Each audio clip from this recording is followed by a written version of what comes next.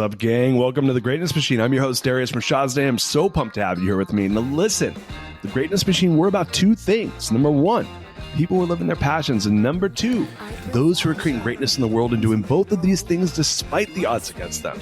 Each episode, we're going to feature interviews with game changers, business leaders, telling us their origin stories, what made them tick, what got them to where they are now.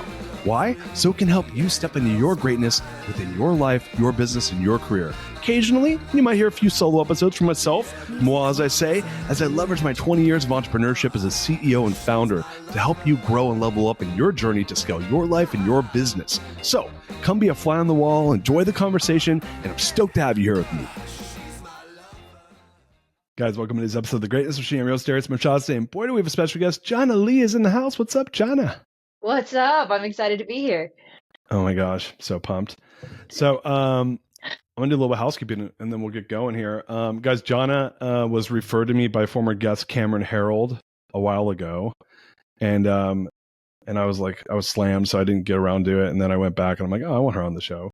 So here we are, Jhana. Welcome. It's good to have you. An incredible origin story. Yeah, I'm super excited to be here. Well, we're gonna go into your real origin story, but that is why you're here. Like I don't know if you did I mention that to you when we were in the pre-show? Yeah, yeah. Okay, cool. Yeah. I've known Cameron for 18 years. And we met right when he left 1-800 Got Junk. He came and spoke at MIT when I was there, and then long time. Now you're doing some work with him. Is that correct? Mm-hmm. Yeah, he and I partnered up last year on a ops. We called it the Ops Spot. It's a community for operators because he and I are both really passionate about serving kind of that second in command role. Awesome. Yeah. So we're gonna be talking a lot about ops today and business. I know we just lost half the audience when I said that. Yeah, that's right. Wait. Before you click away, I promise it'll be fun. Yeah, drunk ops. It's gonna be drunk ops. We're gonna be talking about like partying during ops. That's right. No, we were talking about business and like in life and all the great stuff. So you guys may not know this, but I asked Jhana just a moment ago. I said, "Oh, is your name Chinese?" And she's like, "Yeah, my last name is dude, but like Jhana is Sanskrit." And so I'm like, oh, well, we have ancient names. So we're both like the ancient posse crew.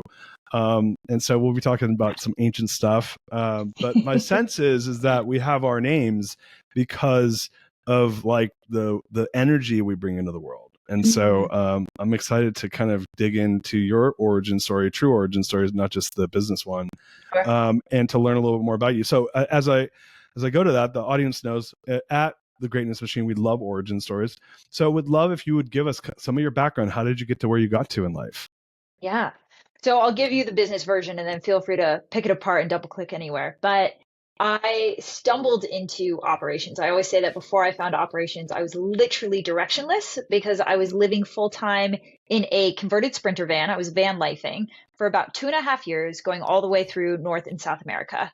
And I was traveling with a boyfriend at the time, and he was building his business. And so that was really my introduction to business, was just watching him 2 feet across the table from me every day try and build this marketing agency.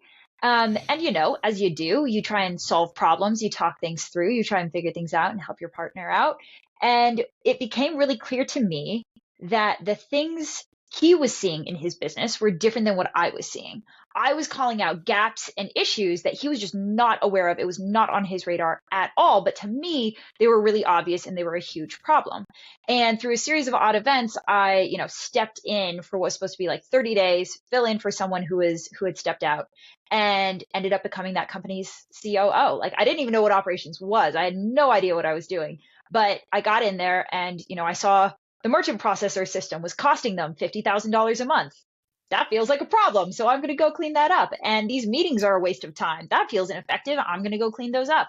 And so I kind of fell into the operations role. And eventually I learned that there's a skill set, there's a career, there's a name for that. And there's a lot that you can study and learn to become really, really exceptional in this space. And so that was kind of the kickoff moment for me. And now, 6 years and many hundreds of businesses coached and served later, here we are. So one of the things I also love with origin stories is the before the business. So where did you grow up, like in a van in South America? Or did you actually grow up outside of that? Would you believe it? I actually grew up in a house, but it was a house in the mountains of Colorado. So I grew up as a bit of a wild child, and I think I always had that adventurous spirit that has certainly stayed true and played itself out in my adult life. But I grew up really in a bubble. Boulder, Colorado is my hometown, and it's a definite bubble. It's beautiful, but it's a bubble. And I always felt a calling to break outside of the bubble. And so I think that's where the travel came from. I started traveling at a very early age. Cool. And so, Yeah. so your parents kind of hippie-ish? I mean, you got kind of Totally, dude. bohemian vibe going on over here. 100%. Yeah, and even now I like speak on stage barefoot, right? So there's lingering effects that have stayed with me into adulthood, but my parents, we grew up in the mountains. I never wore underwear. I got in trouble for not wearing underwear to school like all the time because my parents just didn't think it was important, like weird stuff like that. Grew up like where my best friends were like the fairies and the log outside of the house. But yeah, I grew up with a deep sense of magic for sure. Nice. Yeah. And so, you've gotten into the wonderful world of operations. Now, look, like I'm probably like, so your ex, was he the visionary and you were the integrator? Is that kind of how In it stood traditional out? roles. Yep, exactly. Got it. Okay. Yep. So I've always been like a hardcore visionary. I actually, and my like introduction to ops was probably similar to a lot of entrepreneurs in that especially a lot of entrepreneurs who start businesses are visionaries. I started my first business when I was 25 years old. Well, that's actually untrue. So my first business actually became like a really big business when I was 25 years old. But my first businesses were probably like teenagers or even below before then. Sure. I actually counted. I did a talk at UT Austin, the school of business here. And a friend of mine, she's like hooked up. She's part of Cody Sanchez's like whole thing, right? Yep. And she's a professor at UT. She teaches like an entrepreneurial program. She's like, oh, hey, will you come? She was trying to buy a company, and she hit me up and asked me if I'd give her advice, and I did. And she's like, oh, you should come talk to my class. So I was talking to her class, and I was like, man, how should I open this talk up? Thinking about it, I'm like, oh, I should have. How many businesses have I started? I never even counted. Right.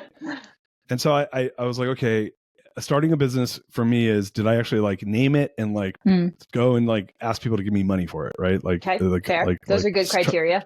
Try to like sell a product to somebody. Sell something. Yeah. Right. And like, and so that was one criteria. The second criteria was, did it actually create any revenue? Okay. Right. Like that became profit. And then the last one was, did I personally consider it a successful business? Okay. Okay, so that's an interesting one. Yeah, so because I had a business, I'll tell you why. I had a business I started in 2007, which was one of the number. I'll tell you how many there were in a second. And I ended up starting this business. It was a debt settlement business, like at the height of like right when the great financial crisis started. Because I was like, a lot of people are going to be like defaulting on their debt. I bet you there's an opportunity here. Yeah. And I got it to like 100,000 in revenue, and then I was like, this is kind of icky. And I was in subprime lending before that, and I'm like, I don't think I want to do this. So it ended up making like maybe like 100 grand of profit, but I was like, I don't consider that a success because I turned it off because I didn't like the business. Right. So that was one of the ones that many people might have considered a success that I didn't. Sure, I love that. And I had another one where I started. Do you remember there was like Groupon? Yes. Yeah, so I started a thing called DealX, DealYX. Okay. And it was like an exchange for deals. And I went through this thing called the Founders Institute that Adeo Rezi does. Yep. And launched it and then shut it down right away. And then like spent $5,000 and closed it within like 4 months. So I was like, no, that's not a success. And so anyway, the final, you want to know what the final number was? Give me the final number. What do we got? 23 businesses. Ooh, 23 businesses for over $1 billion of revenue. Okay. A couple $100 million of EBITDA, and I had invested like $42 million in all the businesses. Of that, 12 of them generated actual like profitable revenue, and of that, I would have only considered 6 a success. So interesting. 23, yeah. Yeah. Yeah. I love that final criteria, and we could dig into that more, but that's been very top of mind for me as well, right? Which is at the end of the day, our job is to help our clients achieve their definition of success. That's how I think about it. So yes, there's a business definition of success. There's revenue targets, profit targets that they're trying to hit, and operations is helping them do that. But really what I see as our broader mission is making sure that our clients are holistically successful, which means they have the right relationship that they want with their business. They aren't stuck working 80-hour weeks if that's not what they want to do. And so we're really there to help our clients model out what is a version of their life in relationship to that business, and can we help them achieve both? Because when I first started the company, we didn't do that. I took people at their word. I said, how big do you want your business to be? And they said, great, 3x. Perfect. We'll make that happen. We made it happen, and we got there, and they were like, actually, I don't want to run and lead a huge and large team. I don't want to deal with all of this responsibility. I don't want to have the stress of a huge scaled up company. This isn't what I want. Whoops. And then we had to scale it all the way back down. So I'm right there with you in terms of what is a success. It is nothing more, nothing less than what we say it is. But that puts the responsibility on us to be really clear on what does a successful business mean to me as a founder? And am I building my definition of success, or am I building somebody else's? That's so funny you said that, because actually, as you started saying the 3x, I'm like, oh, like my experience has been, and you know, the numbers I just threw out were like substantial numbers, right? So Sure. that'll kind of that'll give you color into like me. But I was like, oh, what did they say? Like once they got to the 3x, they wanted to go to 10x.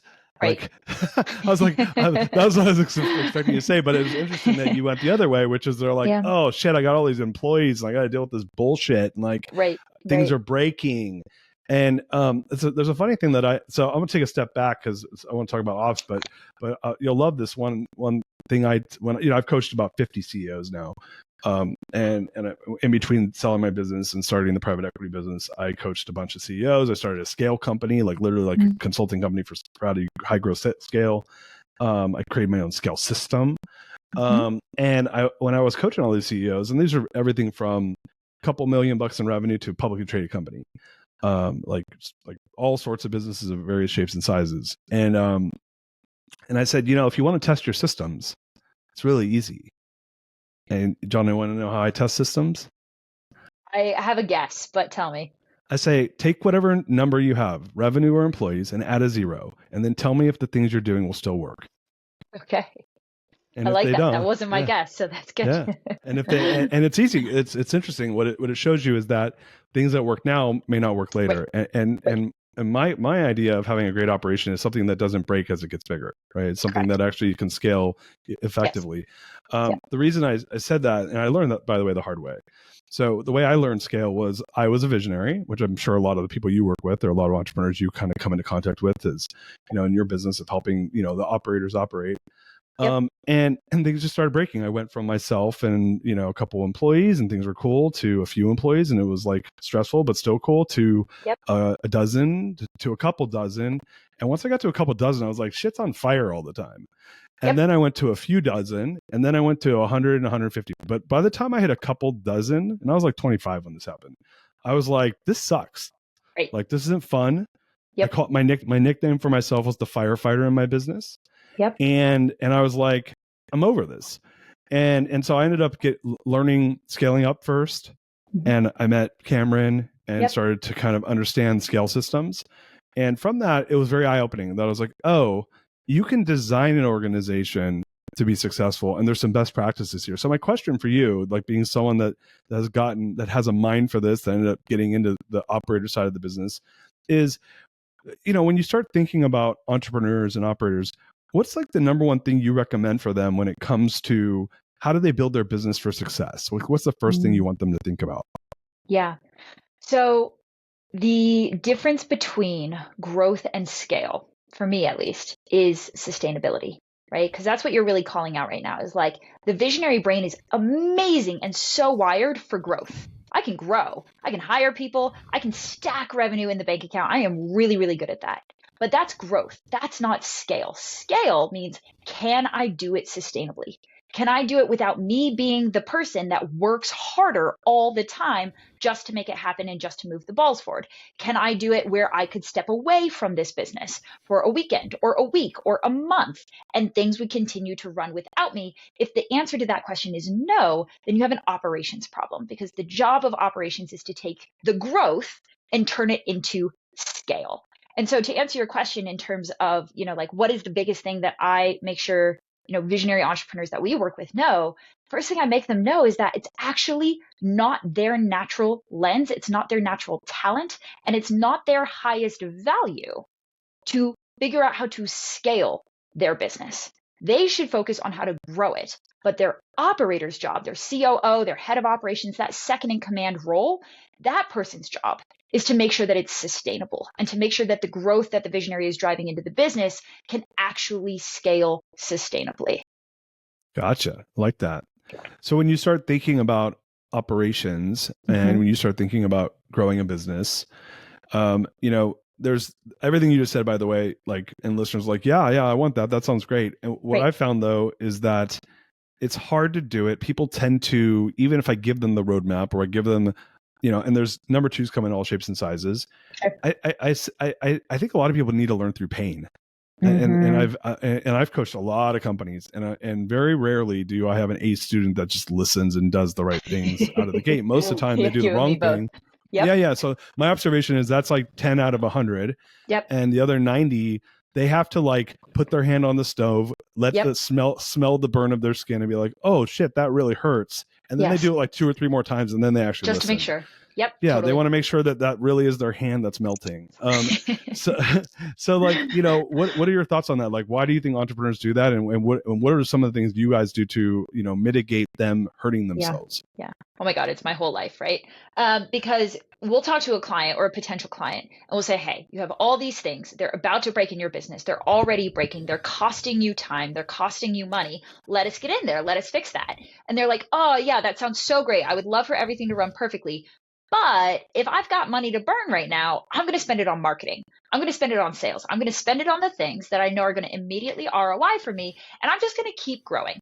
And then what happens? Then we say, "Okay, great. Best of luck with that." 6 months later, they'll come back and they'll say, "Okay, so we did that. We grew. Now everything is on fire. Now all of our clients that we just acquired have churned out. Now I'm battling refunds and chargebacks. Now my team is a mess. Now balls are dropping everywhere and I'm working 80-hour weeks trying to fix it. I'm ready for operations." And we will still work with them. But the reality is that we are now set backwards 6 months because they needed operations 6 months ago when we first talked to them. The challenge is that things weren't painful enough for them to decide that it's worth proactively investing in. And so for so many of our clients, especially the younger entrepreneurs that we work with, they have to be in such a state of pain before they're like, "All right, I really am ready to invest in ops." And the hard news that I have to give them is like, "Look, we can build you back from this point. We can still scale you. We can still get you the freedom you're looking for, but you are 6 months deeper into the hole. And it's going to take another few months to climb back to where we were 6 months ago, let alone take you from good to great from there." And so my invite to anybody hearing this is like, don't wait. Don't wait until it's so bad and so painful and you're ready to burn your business down because it sucks so hard. There is a way of avoiding all of that. There's a way of avoiding 100% of that pain. And it just comes from being a little bit more proactive in mapping out what you just said, which is if I was to add a 0 to my number of clients or to my revenue, would everything break apart and fall apart? Okay, cool. Then it's time to start looking at operations. And again, not me figuring it out. I'm not going to go in and build all the SOPs. I'm not going to figure out what systems we need, but I am going to bring in the right operator who has that knowledge and who has that lens and can help me build this company as I grow it so that I never have to fall into the pain cage and learn the lesson the hard way. Nice. So a couple questions there. And I mentioned this earlier, like I got brought up on scaling up. I ended up kind of getting into EOS. I got introduced to EOS 2017, read Traction. I had already read Rocket Fuel. I didn't even realize it. And I had already been introduced to Gino Wickman through one of my team members. So I was like, oh, what a small world. I knew Vern because I was a student. And then I had a scaling up coach, but I ended up getting very like kind of geeky about it and kind of built my own systems. Do you guys use any of those traditional scale systems? Are you guys using OKRs? Are you guys using like your own systems? I'd love to hear a little bit about that. I'm right there with you. I got geeky and then I just picked and chose what I liked out of each of them. So I've studied all of the various operational methodologies out there. And really like my learning curve as an operator came from just School of Hard Knocks, right?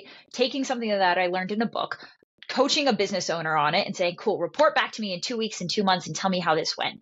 And so through the process of like real testing and real trial and error with digital startups, I've filtered out what I like out of each of those methodologies and what I think applies to the modern startup. But the reality is that so many of those methodologies were built before AI, before remote teams, right? We exist in a different world than we did 20, 30 years ago. And so that's always a filter that I'm applying when I'm asking myself, what do I teach to my clients? And I've created, like you did, my own ops methodology that is really, really specifically geared towards that 7 to 8 figure digital business. And so you guys are specializing in 7, 8 figure digital business. What's the Yep. average like employee headcount or like team headcount? Totally. Depends on the model, but it can be as small as like 10. And we have worked with clients as big as 120 people. Got it. Okay. So Yeah. you're kind of in that nice like area of, and Yeah. that's probably most small to medium businesses. Um, as Simon Sinek talks about, like the ideal size of a tribe is like 150 people, right? Right. So Yep, you're below, exactly. you're still in that like spectrum of connectivity. Now, the one thing you do have going against you, to your point, is we're in a digital world. We are in a world of remote work. Although I think that's changing. I'd love to hear your perspective on that. So, what's your perspective on the going back to office? Because what I'm seeing is a lot of operators are like, screw this. Like, I don't want people working remote. Like if I don't have to, this is an exception, not the rule. Because the reality is people are always walking their dog and always going and grabbing coffee, and they're like, Yeah. they're not working as much. And Yeah. we've seen this with the big companies like Microsoft and Google, and Tesla was like the first guy to do it. Yep. The But even loudest. my former business, we had 1,000 employees, and my team and my partners were not into it. And I've seen them. They're like, nope, back to office. And if you don't like Yep. it, peace out. Like you can't Totally. work here. What are you Totally. seeing? What are your thoughts on that as the future of work from home? I mean, I think the answer is yes and both. I don't think that we are reverting 100% back to all businesses are going to work back in office. I don't think that that is a reality that employees will accept, especially the younger generation of employees. But to some people I know, they love going into an office every day. They love to have the option to do that. What I don't like from a manager and leadership perspective is saying, this is too hard. We can't micromanage everybody as well as we used to, therefore come back into the office. To me, that's lazy. That's lazy management. There is a way of building just as bought in and engaged of a team culture. There is a way of creating just as high performance of a team environment remotely. Like, I believe that to my core. And so if you as a leader are saying, I want everybody back into the office because I don't want to learn how to do that, then I think you're costing yourself great talent that's going to walk out the door because they don't want to come back into the office when you force them to. I think that remote work is a forcing agent for us to level up as business owners and learn how to build and manage a team remotely without sacrificing performance or culture. What do you think though about, and I think if you're doing primarily like digital businesses, then this may not apply. But I do think that there's an aspect of mentorship that you lose when you're working. If I'm 23 years old or 25 years old or 27 years old, I'm 4 or 5 years out of college, and I'm just sitting in my house all day. Like those are like I'm in my mid 40s. Like I don't need mentoring, and if I do get mentoring, like I actually have a mentor, but I'm gonna get mentored virtually, and it doesn't matter. My mentor is 81 years old. Like it's all good. Like the mentoring I'm gonna get is 45 minutes a month, and I'm set, right? Totally. And I still like in person when I can get it. My team, and I was just in California. I mentioned just because me and my executive team, we all met in Orange County to get ready for our 2025 planning. But I do think that this is, whether people know it or not, if you're a younger person, like you're probably losing a lot of opportunities from a mentorship standpoint from a work from home environment. What do you think about that? I think these are the things that, again, we took for granted when we were leading companies in person. These things just happened organically. Right. And so we didn't have to plan them in. So now if we transfer into a remote environment, these things can still happen. They're just not going to happen organically. So we have to take the intentional approach. We have to design these things into the fabric of our business. We have to make time and pay for our team to spend time doing these things. But can they still happen? 100% they can still happen. And we have access to a whole new host of tools to actually make it happen better. Like I was talking with a friend who has now built out an entire custom GPT to be his executive coach, right? And he's pulled insights from the top executive coaches in the whole world. He's fed it into an AI, and now he has an AI executive coach. So I think we get to be creative with how we close the gaps. I think we just need to be intentional because the gaps won't close themselves. And again, to me, that goes back to the harsh word being for it, like lazy leadership of, yes, you can bring everybody back into the office. These things will happen organically, or you can keep it remote. And then it's just on you to design these things into the fabric of your business to make sure that they happen. So you guys are building, you guys are managing the ops. So when I think of ops, like I think of, in my mind, execution, right? Sure. This is like turning the crank, right? There's building the crank, there's turning the crank. I think of ops as potentially both. Strategy is going to be the building of the crank, but the Sure. ops is the turning of the crank and making sure it turns when it's supposed to turn, how it's supposed to turn, and by who it's supposed to turn with. Agreed. So when you start to think of your business, like tell me what like kind of walk me through the process by which you guys come in to help a business, and then how do you make sure they're successful? Yeah. So how I think about operations, and this is how I explain it to our clients. Imagine your business is a bucket and sales and marketing is piping water into the bucket, right? That's money flow, that's cash flow. And sales and marketing is responsible for being that pipeline and bringing water into the bucket. Every single bucket from day one has gaps and cracks and leaks. But the bigger the bucket grows, the bigger the cracks, the bigger the gaps, the bigger the leaks. And so all of this water is still getting poured into this bigger and bigger bucket, but all of a sudden, all of that water is starting to leak out of that bucket faster and faster.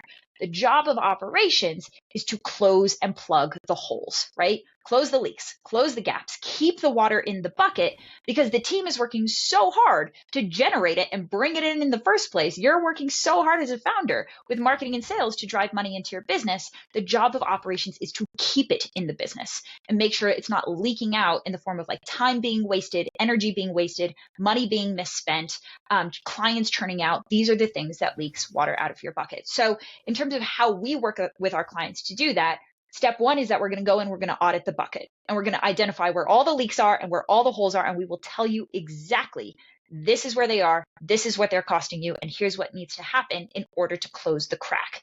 We'll essentially build out a 12-month operational roadmap. So we're telling them step by step everything that needs to happen operationally in the business to get it to their goals. That's step number one. Step two is we're going to go find that second in command operator. Because again, as a founder, you need to know these things. You need to know that there's water leaking out of the bucket. But really, let's be honest, your focus needs to stay on sales and marketing, piping water into the bucket, more water into the bucket. And so it's the operator's job to close the leaks. We're going to go find that person. Either internally, you already have them and they just need to be leveled up. Or if you don't have them, even if you think you do, we will tell you that you do not. And then we will go out and we will find that person for you, plug them in, coach them up, and support them in closing all of those leaks and holes. Nice. And so once you've found that second in command and got them coached up or mentored, is your job done? You guys kind of wash your hands of it and you're like there if they need you, or how's that work?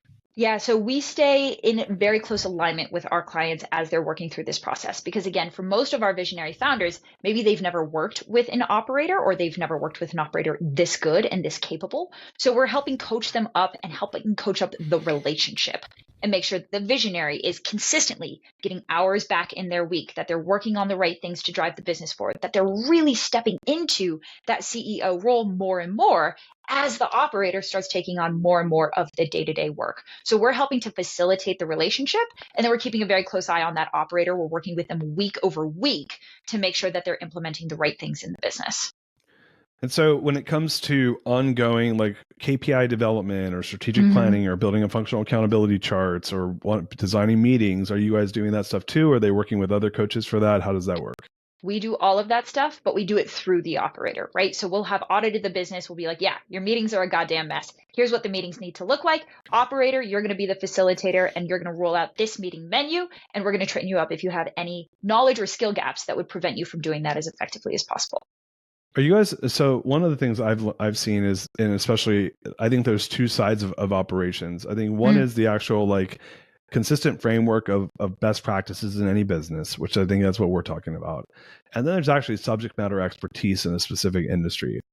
Tell me how you get around the subject matter expertise, because I do believe that any good operator can learn an industry, but depending on the complexity of the industry will depend on how long it takes for them to get up to speed. Some it could take 5 years, some it could take 5 months. What are your thoughts on that? Yeah, I think fundamentally I agree, but I think we see clients really overweight technical expertise or industry expertise at the start. And then we have to work with them. We kind of have to educate them on why it's maybe not as important as they think it is. The way that I talk about it is like, okay, every single department in your business is a vertical, right? Marketing is a vertical, sales is a vertical, product. These are verticals. Operations is horizontal.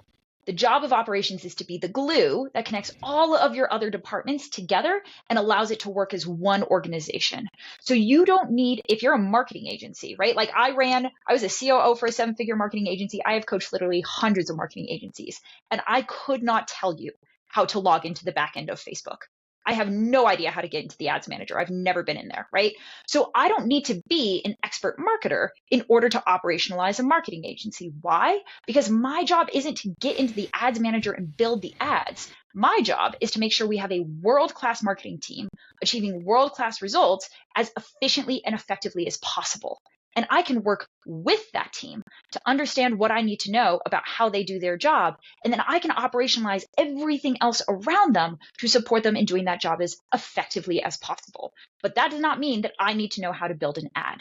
And so I think that's the key, is like the best operators out there work with the subject matter experts across their team, across these verticals, to understand what they need to about each role and then set that role up for success. But I don't have to be a world-class salesperson to manage a great sales team. So when you start talking about like cross-functional and like, by the way, we kind of share the same sentiment, and that I mean, we'll use my former business. I had a 1,000-person organization. It was in a super like compliance, regulatory driven business of mortgage lending and servicing. Servicing itself is like super, super technical and super, super regulatory. So we had like 53 regulators, right? I literally knew nothing about that, and I was CEO. I was CEO of the company, so I was visionary. But to your point, I brought in my job I believed my job was to make sure world-class talent showed up who knew their verticals, to your point, Fully agree. 100 times better than the next person down, and I was nowhere near that. I was like the guy that was just motivating them around the culture and the vision. Which was my job as a CEO. My COO, or the president of my company, who was actually, we had a COO, but anyway, he kind of played the role of COO, even though he was the president. He really was he knew he could sit in anyone's seat and do their job. It was pretty impressive. He was amazing. And so I kind of took on your role, which was like, hey, let's bring in best practices from a scale perspective and a structure perspective, whereas he kind of owned we call it the closet of SMEs. It was a joke in our company. I said, "Oh, where's the closet full of SMEs? Just open it up. I want to see these little SMEs run out." So I agree with you. But one thing I was going to ask you was, when you start thinking, like, I have a quote that I like to say about around growth and scale, and I'm going to say it to you, and I want to hear your reaction. So my belief is scale is a friction removal process. Right. So I'll repeat that. Scale is a friction removal process. And the job of the operator is to get ahead of the problem before it becomes a problem and remove it from the system. So what are your thoughts on that? And how do you do that? Completely agree. I love that. The biggest pushback that I think we get psychologically around operations is that people think operations is something that slows them down, right? I don't want to use that system. I don't want to fill out that form. I'd rather just stick to like my sticky note on my bathroom mirror system. It's working great for me. Why do I have to do it this way? And so we resist operations because we don't want to bring in all this red tape. But in fact, operations done well, I think of as adding soap to a slip and slide. Operations is there to do exactly what you just said, which is remove friction from the system. There might be incremental increases in friction, like you have to fill out a form where before you just sent a Slack message. But because we now have a system in place to do that, overall, I don't have to come back to you 10 more times with clarifying Slack messages that waste 2 hours of your day every single day, when instead you could have just filled out a form. It took 30 seconds and then you never hear from me again, right? So what we perceive as these marginal increases in friction actually reduce friction across the entire system and allow the system to scale effectively, not based off of the individual, but based off of what the system as a whole needs to function across the team. And so I completely agree with you. Like the difference between growth and scale is that growth, you can just pedal to the metal, like sales and marketing out the wazoo. You can drive money into a business and you don't need systems to do that. But if you want to keep the money in the business, if you want to keep the water in the bucket, that is where operations are required, because that's what ultimately creates sustainable growth and profit. Love that. So you talked earlier about especially with AI and technology and leveraging a remote environment. And I'll use myself as an example, not to talk about myself so much, but this is fun because I have a lot to relate with you on. So I started a business, my business that grew to TMS, we grew it to 1,000 employees in 3 years. But our first 300 employees were remote. And this is back in 2013. Okay. So I'm OG. Cutting edge. OG remote. I had 300 employees, 27 were in one office, and the other 273 were literally remote. And we were just cutting edge, right? We were ahead of the curve by probably 7 or 8 years. And one of the things I realized was I was like, man, you really have to be intentional. So I was using you didn't have any of the apps or tech that you do now. It was only enterprise for some of I'll use an example. There is a system called Kazoo. Have you ever heard of this before? It used to be called You Earned It. And what it was essentially you could give points to a team member and kudos for thanking them for doing a good job. Great. That was the first non-enterprise system to do it, and we were their second client. They're now they're called Kazoo, and they're owned by Vista, but I was their second client. And back then it was literally you had to go, and there was these massive systems. You had to have 500 employees minimum to do it. So as people are hearing this, they're like, oh, that's insane. There's probably 25 of these companies now. Right. Yeah. There was one then. Yep. And there was one big one, and then there was these weird ones, and then I found this startup who had done their seed round that I was their second client. And so that kind of gives you some context of the environment we were in. And everything was like that. It wasn't just totally. You had to have email servers back then. So just to put it in perspective, there was no virtual email. Right. And this is not that long ago. It was 10 years ago, 11 years ago. So when you start thinking about now, one of the things I learned was I was like, man, I need to be super intentional. I have to work 5 times as hard and I had a world-class culture. Literally we got voted number 3 best place to work in San Francisco, which is super competitive for a medium-sized company. We were voted I was voted 9th rated highest CEO in America on Glassdoor by my team, right? And against HubSpot, right? So this is we had done a really good job. Yep. And the reason for it was I was I have to work 5 times as hard for my virtual employees than I have to for my non-virtual. Given that, looking at today's environment, and what you had said was, and we had none of what we have today. Today we're on the farther other end of the spectrum. Way easier today. Amazing tech for this stuff. Yes. What are the top technologies or top systems and technologies? If you were to give a couple recommendations to CEOs or operators listening, what are your top tech plays for engaging a team or running operations virtually? Yeah, that's so interesting. I will give, run through the boring list, which is you need your single source of truth system on the back end, right? That's a ClickUp or an Asana or a Monday.com. You need your communication channel, that's Slack or Microsoft Teams or whatever. So these are the glue that hold your business together. What doesn't cut it is WhatsApp group messages, right? So we need to have a scalable communication channel. We have to have a scalable way of managing tasks across a team.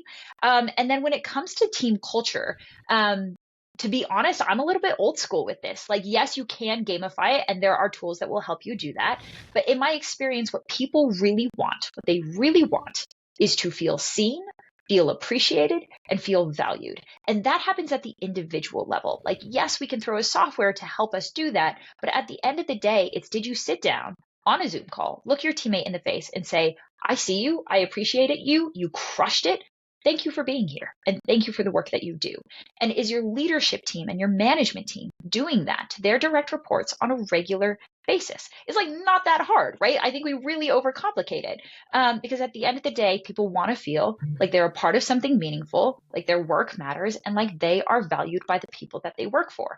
Make that shit happen. And let's not, I think that we try and detach ourselves from the responsibility of that. If we're but I did trivia night 1 night a week, and so everybody should be happy, right? And we have to hold ourselves, to your point, to a higher standard. We just have to work a little bit harder to make sure that people are supported in the way that we genuinely want to support them. Yeah, I love that. One of the ways I think, to your point, we do these in our meetings where we'll say beginning of the meetings, I'm like, kudos for the week. Who do you want to give kudos to, right? My business is the smallest business I've ever ran. I have 15 employees right now. And it's we start our Thursday meetings with kudos or something new you learned. Yep. My Monday meetings, we start with business or personal highs that you want to share. My Yep. Friday meetings that I do with my biz dev team right now, we start with what's it called? Tip jar. So like, what do you want to like? And we're like I just learned of the new show Lioness, and I'm like literally binge watched. If you seen this show, it's I like haven't seen it. oh my You god, guys it's see so it? good. It's so good. Okay, It has. I'm going to put this into perspective. It's a TV show on Paramount that has Zoe Saldana, Morgan Freeman, I'm and already in. And Nicole Kidman on a TV Sold. show. Sold. Done. And that's just that's like just a couple of them. There's other people in it too. I'm like, dude, like there's like probably like at least 2 Academy Award winning actors in that show. Like, yeah, it's pretty awesome. And it's from the guy that did Yellowstone. But yeah, like I got that from Tip Jar from my team last week, and I was Right. like, oh, I'll go check it out. Yeah. So like we're doing stuff like that. But one Yeah. of the things that whenever I push entrepreneurs and CEOs, and a lot of the stuff I like to do when I'm assessing problems before they're problems is through like either like pulse surveying once a week. We don't do that in our org because we're too small and it doesn't really work for us. But in my former business, we did pulse surveying every other week, and we did quarterly, like really deep surveys around the team. One was anonymous, one wasn't. What are your thoughts on that? How do you feel about surveying the team? Yeah, if we're talking about just some tacticals here. So what we do on a weekly basis, we call it spyglassing moments, right? My company is called Spyglass Ops. So we have spyglassing moments, which is how did you show up and embody the core values or move us towards our mission this week, right? And so that can be a client win, but it could also be, I really struggled with a challenge and my teammate stepped in and we worked it out together, and that's how we embodied XYZ core value, right? So it's a win, and it's a culture building exercise that brings us back to the core values, core mission, core North Star. So we're continuously reminding people, what are we here to do and how do we show up to do it? That's really important. And then tactically, in terms of getting team feedback, what I like to do is something called DADAys. They stand for Devil's Advocate Days. It takes 2, maybe 3 hours. If you have a large organization, you can do this in groups. But essentially what you do is you take a chunk of your team and another chunk of your team and you have them swap. So I will have my sales team look at our marketing department, and I will have my marketing team look at our client success department. And you're going to spend an hour auditing what do they do, how do they work, what are the projects they're working on, what's going well, what's not going well. As a beginner, as a newbie, right? A marketer who knows shit about client success is going to take an hour to look at the client success department. And then we're all going to come back together and we're going to match them up, and they're going to ask a bunch of questions. Why do you do it this way? Can you help me understand this? I don't understand that. This feels like an opportunity. Is this not an opportunity? Did you guys try this already?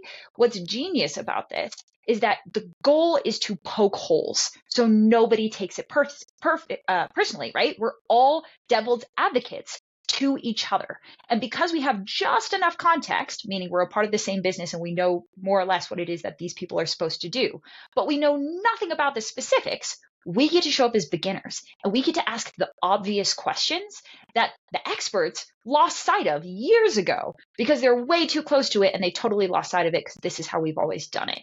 And so I find Devil's Advocate Days to be these incredible hotbeds. You're going to walk out with this laundry list of things that could be better across the organization, but ripple effect wise, also going to create this environment where people feel comfortable giving radically honest feedback and being devil's advocates to each other as an act of service to each other, and to do it to each other's faces, as opposed to having to go through some anonymous survey where we're then trying to like reverse engineer who said this and what's the problem, what's really going on here. You're creating a culture where people will just tell each other what they're seeing as they're seeing it, and then gaps get closed that much faster, even though we're only doing the Devil's Advocate Day maybe once a quarter.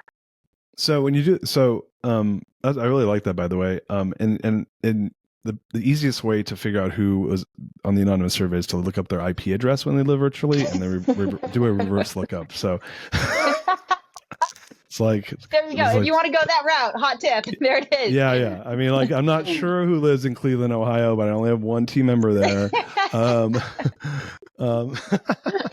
So on the dad day, I like that. What like so let's say I have 2 departments. Let's say I have like in my business, we're a private equity business. So we have deal sourcing and investments, where we go out there and like look for deals and like put together an investment. So there's origination of the deal, there's managing the deal, and then there's closing the deal, and there's a whole process around that. And then there's like post close, right? So like once we close a deal, like we have essentially an operations team. We call that a navigation team in our business. They go in and they're like working with the portfolio company. It's almost like a consulting team. Okay. So if I said, hey, I want my consulting team to swap with my origination team or my investment team and vice versa, show me how that would work. Yeah. So you're going to swap like systems logins, right? So you're going to give each other access to each other's systems, each other's Slack channels. You're essentially trying to map out like a day in the life, right? So if you have a big team, what can be helpful here is that you can have like a dedicated representative of each team be there on standby, so that when your origination team is coming in and swapping into the other department, they've got one person who's a member of that team that they can be like, what am I looking at here? How does this work? What do you guys do here? What's the point of this? And so they're getting real-time data collection, but again, they're looking at it with a fresh set of eyes. The goal of step one is just pure raw data collection. I'm here, I'm trying to figure this out, and then I'm just writing down all of the things that don't make sense to me. Where might there be gaps? Where might there be holes? I don't get this. I know nothing about this, but I don't get this. So I'm going to write it down. So that's step number one, right? That generally takes an hour to 90 minutes. Then we come back as a group, and the bulk of this meeting, right? Like the next, again, like hour to 90 minutes is going through the laundry list and saying, and talking it through. Well, why do you do it this way instead of this way? Maybe they have a good answer for that. But most often they don't. Most often it's, oh, actually, that's a really good idea. We just never thought to do it that way. And so you're starting to build this awareness around, okay, and you're going to start to pull out themes and critical gaps, and like problems are going to start to make themselves evident. And then you're walking out with that laundry list and you give it back to the original team. So it goes back to the origination team because they've now got their laundry list of ideas that the rest of the team has fed them in this session, and they get to decide, yes, that was a great idea. We should implement that. That's helpful. No, that's just a beginner question and we're the experts and that's not a good idea. And we know all the reasons why we're going to discard that. But they're getting this laundry list of items that they're able to then look at as a team and say, what of this are we going to choose to incorporate? Oh, interesting. And so do you find that people weaponize that behavior against each other where you'll have like, oh yeah, you came and asked me hard questions. I'm going to ask you hard questions. And I guess if it's an environment of safety, that leads to a better outcome. That is an absolutely key piece, right? Don't do this if you have a toxic culture where people talk about each other behind each other's backs and where they want to like drag each other down the org chart. Do this in an environment where you have deep psychological safety and where you're trying to cultivate an environment of radical honesty and feedback, right? Because everybody's doing it to each other. So it's not personal. And in fact, and how I set the stage when I do a DADE is remember that feedback is an act of love and service. I'm not saying this to you to tear you down. I'm not saying this to you to make you feel stupid. I'm saying this because I want you to be the best you can possibly be so that our company can be the best it can possibly be. And feedback is an act of service towards you in service to that, right? And so that's the groundwork. And if I see anybody violating that, well, then they're not a core value fit and they shouldn't be in my fucking business. But if I see anybody doing that, I'm going to call it out immediately. I'm going to stop it. I'm going to reframe it so that we're not weaponizing it in real time. Otherwise, this can get very dangerous very quickly. What do you, when you see, and like one of the quotes, as you're figuring out, Darius has a lot of quotes. It's all scar tissue, right? It's all like problems I've dealt with, and I'm like, oh, I've had that problem before. I've been doing this for like 27 years. So it's like when you build that many companies, and and you learn a and thing have or that two. much scale, you learn a couple things, right? But one of the things that I find often with businesses and entrepreneurs and even in scaling companies, I used to have a quote that I've never met a CEO that says they have a bad culture. Right. But most of the companies I meet suck. So, so what I find is like, if I ask a CEO if they have a great culture, 99 out of 100 times they'll tell me I have a great culture. Right. Totally. The reality is it's probably 10 out of 100 have great cultures. And then the rest are varying degrees of mediocre to shitty.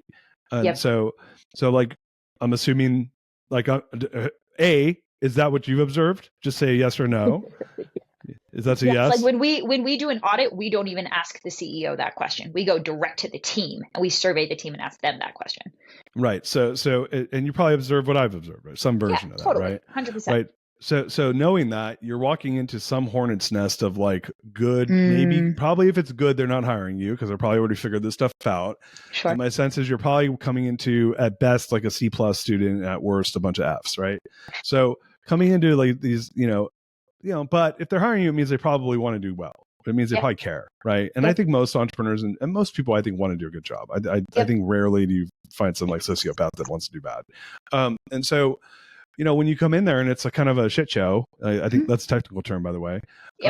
What how do you guys approach that? Are you working on is there some low hanging fruit culturally that you start with, or are you actually look, we'll get to the culture second because the culture takes time to fix, and we're just going to fix some of the more obvious stuff, like, hey, we should put water in the pool or else someone falls in and breaks their neck. How do you guys think about that?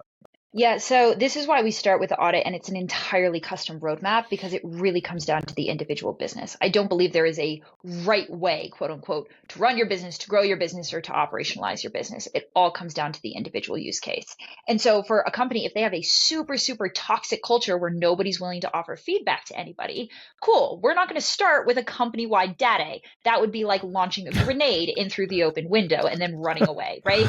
We're going to start at the leadership level, doing some facilitated conflict resolution and goal setting, right? We're going to start at the baby easy level, and then we're going to ramp it up from there. And so it really comes down to, for me, in terms of how we think about it, it comes down to leverage. What is the one thing that we could change first that will have the biggest outsized result and return back to the client and will unlock the most amount of growth?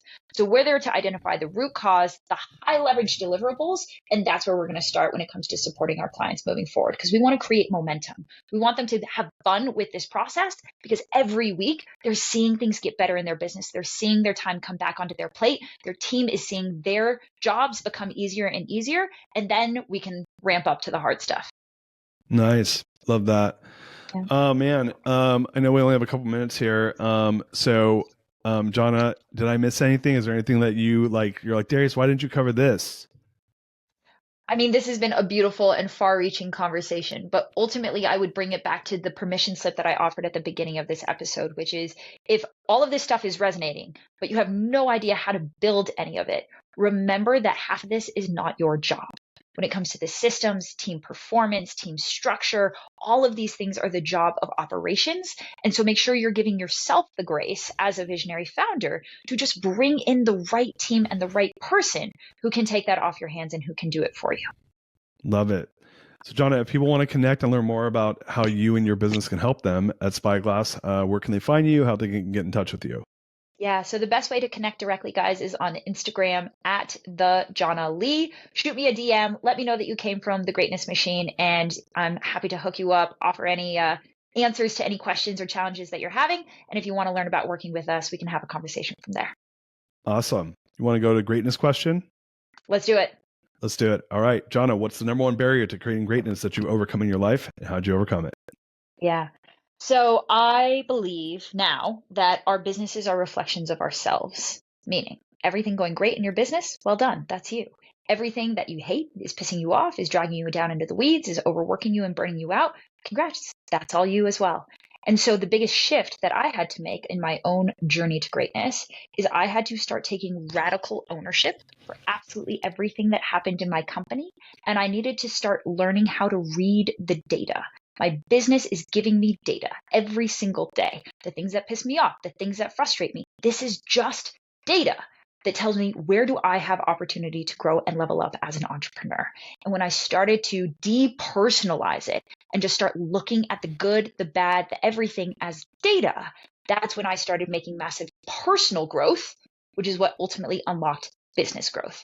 But I was that leader that was pointing everywhere else and pointing at my team and being like, oh, you're just B players. I'll just bring you back into the office. That'll fix it, right? As opposed to treating my business as a mirror and always asking myself the question, what does this have to teach me about where I have room for growth?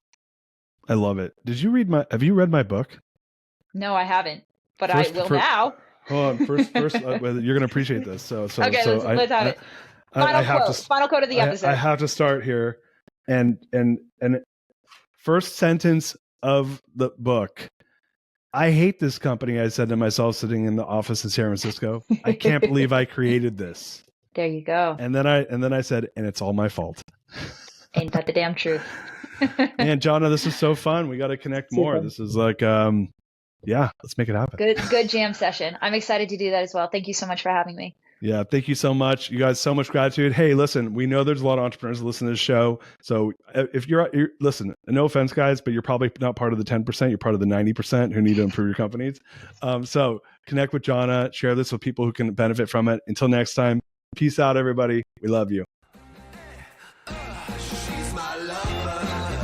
You are listening to The Greatness Machine, and that's a wrap for today. Listen, if you love what you heard, subscribe to the show on whatever podcast platform that you're tuning in on so that you don't miss any of our future episodes. We have tons of great people coming on, and we're stoked to have you here to enjoy it with us.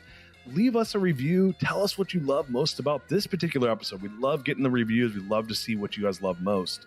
And if this particular episode, made you think of someone who's leveling up in their business and in their life, print screen, share it with them. Leaders are the best givers. And after all, we're all here to support and grow with each other. And in case you want to see some of the fun behind the scenes shots or some of the things that we're doing, I'm actually writing about this in my weekly newsletter. Go to www.therealdarius.com and subscribe to my newsletter. We're talking about fun things like business and life and mindfulness and cryptocurrencies and gosh, I don't even know, everything and anything, but it's tons of fun stuff I write about. I try to get it out on a weekly basis. You can subscribe at www.therealdarius.com. And with that said, look, thank you guys so much. I appreciate you. I love you. Peace. We're out of here. See you guys on the next one. She's my lover.